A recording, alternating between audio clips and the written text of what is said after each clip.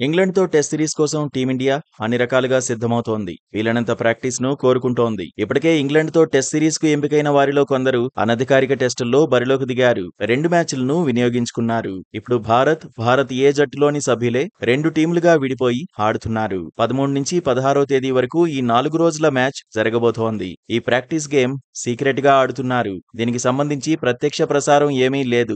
భారత ప్లేయర్ల గేమ్‌ను చూసేందుకు ఎవరికీ అవకాశం లేదు. భారత్ వ్యూహాలు ఇంగ్లండ్‌కు తెలియకూడదనే శుభ్మన్ సేన సీక్రెట్ గా ప్రాక్టీస్ గేమ్ ఆడుతోంది. 4 రోజుల వార్మప్ పోర్లో ఒక బ్యాటర్ త్వరగా అవుట్ అయితే మరో ఛాన్స్ ఇస్తారు. వీలైనంత ప్రాక్టీస్ దక్కేలా చూస్తారు.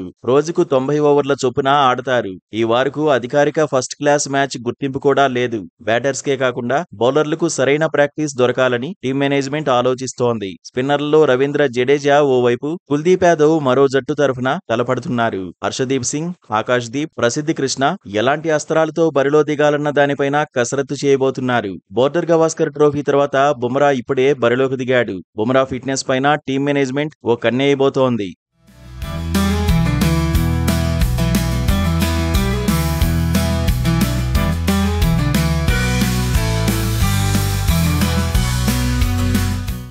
వార్మప్ గేమ్ లో జస్ప్రీత్ తో కొన్ని స్పెల్స్ వేయించబోతున్నారు.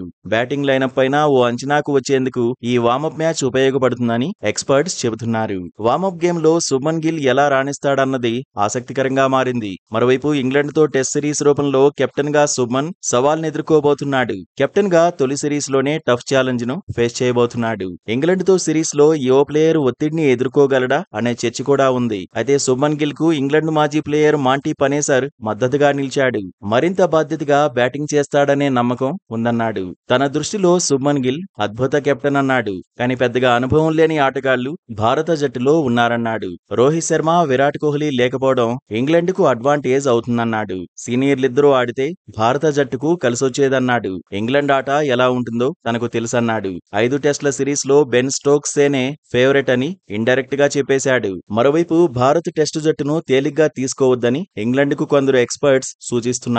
కోహ్లీ, రోహిత్, అశ్విన్ లేకపోయినా యంగ్ టాలెంట్ కు భారత జట్టులో కొదవలేదంటున్నారు. అలర్ట్ గా ఉండాలని ఇంగ్లాండ్ ను హెచ్చరిస్తున్నారు.